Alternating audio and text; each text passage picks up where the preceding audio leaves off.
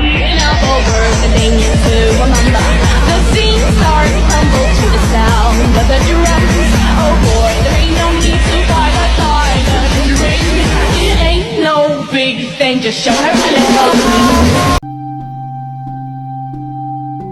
Pada zaman dahulu, di negeri antah berantah, hiduplah sepasang suami istri yang sangat miskin karena disumpahi oleh Batara Indra dan sangat dibenci orang.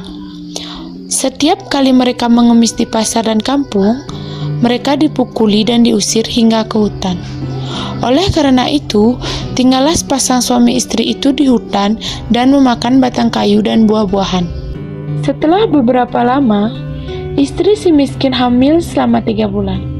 Sang istri ingin sekali makan buah mangga yang ditanam di taman raja. Si miskin pun terketuk hatinya karena dahulu ia di keindraan waktu menjadi raja. Ia tidak ingin memiliki anak. Namun sekarang ia akan memiliki anak dan berkata, "Istriku, apa kamu ingin membunuhku?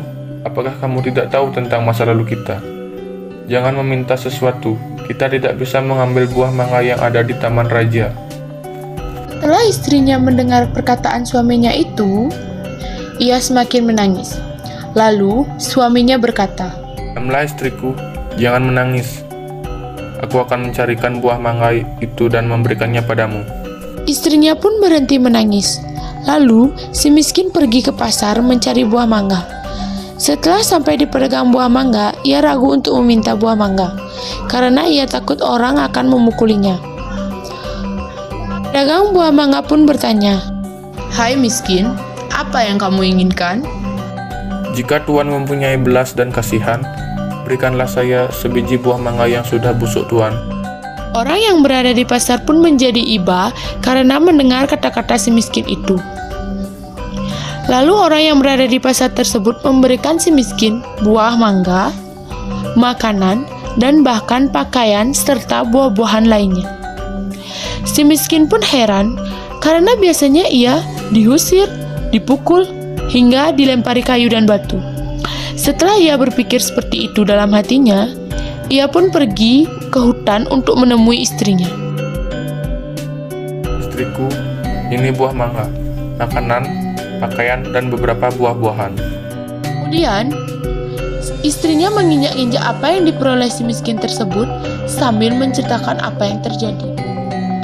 Istrinya pun menangis dan tidak mau makan jika bukan buah mangga yang ditanam di taman raja, dan berkata, "Biarkan saja aku mati."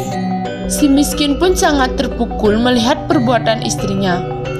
Kemudian ia pergi menghadap Maharaja Indra Dewa yang saat itu sedang mengadakan pertemuan raja. Lalu ia masuk ke dalam dan baginda raja pun berkata, "Hai miskin, apa yang kamu inginkan?" Si miskin pun menjawab sambil bersujud, "Tuanku, ampunilah hamba. Hamba datang ke sini ingin meminta buah mangga yang sudah jatuh ke tanah, Tuanku." "Apa yang ingin kau lakukan dengan buah mangga itu?" "Untuk dimakan, Tuanku." "Tolong ambilkan setangkai buah mangga untuk si miskin ini." Kemudian diambillah buah mangga tersebut untuk si miskin yang sedang sujud kepada baginda raja.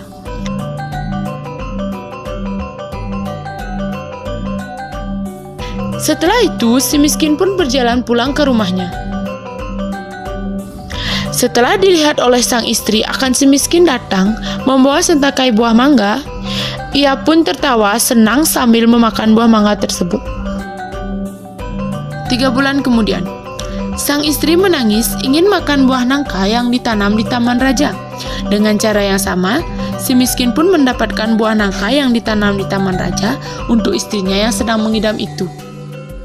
Selama istri si miskin hamil, banyak makanan, pakaian, beras, dan peralatan yang diberikan kepadanya.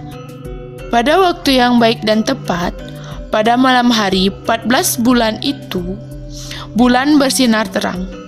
Kemudian pada waktu itu juga, istri si miskin melahirkan seorang anak laki-laki yang sangat baik dalam penampilan dan tampan. Anak itu diberi nama Marakarma, yang artinya anak di dalam kesulitan. Dengan takdir Allah Subhanahu wa Ta'ala, melimpahkan kepada hambanya, si miskin pun menggali tanah untuk membuat tempat tinggal untuk keluarganya. Ketika ia menggali tanah untuk menancapkan tiang, ia menemukan telaju besar yang berisi banyak emas. Istrinya pun datang untuk melihat dan berkata, Emas ini tidak akan habis sampai anak cucu kita, suamiku. Ia pun menjadi kaya dan membeli barang-barang kebutuhannya seperti kendi, utar-utar, pelana kuda, keris, dan sebagainya. Setelah kembali dari memberi barang tersebut, ia mandi dengan jeruk nipis, menimang anaknya dan berseru, Jika engkau sungguh-sungguh anak dewa yang ingin menerangkan wajah ayahanda ini, biarkan negeri di hutan ini menjadi negeri yang lengkap dengan kota, parit, dan istana serta menteri, rakyat dan semua raja-raja besar. Terkabullah permintaan itu, dan si miskin menjadi raja dan berganti nama menjadi Maharaja Indra Angkasa, dan istrinya berganti nama menjadi Ratna Dewi, dan negeri itu dinamakan Puspa Sari.